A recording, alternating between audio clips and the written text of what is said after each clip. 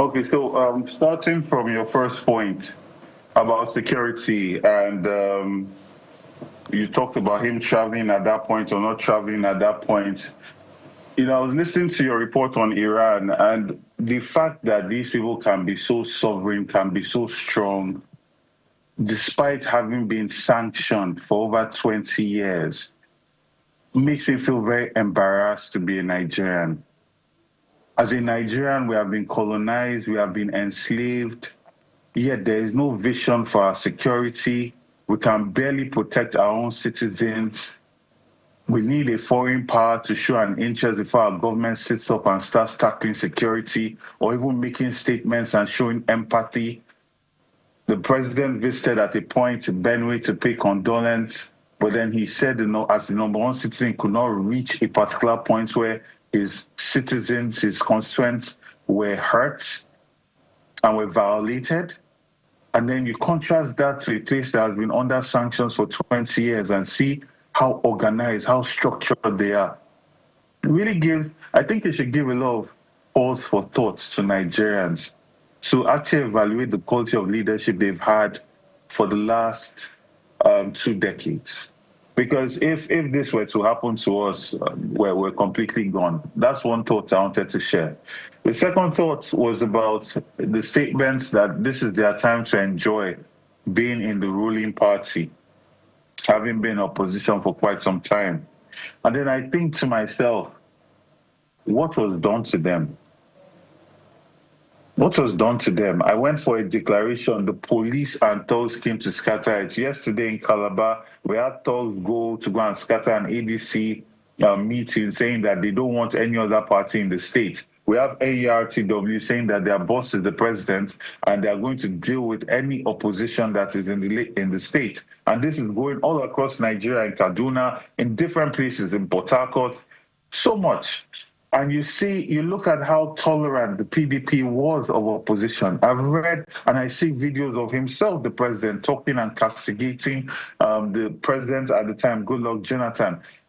We had a very thriving democracy. You are not getting people picked up the way PDP was not picking up people that were part of the opposition. PDP allowed for a thriving opposition. It was not a do or die. It was not violent the way we saw in 2023. So when he says things like that, again, another bit of propaganda that does not match the reality of political experience in Nigeria. So that's my thoughts on that. And then this conversation about governors decamping. I have to say, first,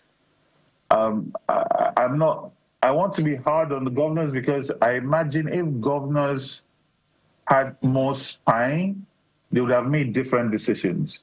I think about the kind of governors that put the APC together and how they were able to be successful. And it says a lot to the quality of governors we had then in terms of audacity and understanding their position as number one citizen for their constituents and their state, relative to the type of governors we have now. At the same time, what Governor Wike has done to the PDP is unforgivable. This is a legacy party that has been completely decimated and destroyed using the court of law.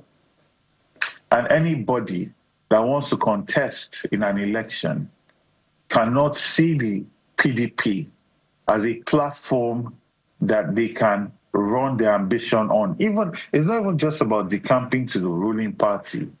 It is decamping to Accord, as we saw in Osun State. Just for the fact that this party, the PDP, has become a very problematic platform due to the amount of cases that have been instituted in court and the meddling that we've seen with Governor Wike. And now you see this attempt at reconciliation when everybody has left the party. So I guess he can enjoy the party by himself. It's very, very sad because this is a party that made him all the way from local government to governor to minister to all sorts. And to just see destroyed like this, it's a lesson. It's a lesson for parties to look at and to understand the the amount of power they give individuals, no matter how much money they give to the party to support. It's also a lesson for parties to look into greed and making decisions just based on money. Because all these things are lessons that the PDP needs to take into consideration. And those are my thoughts on that.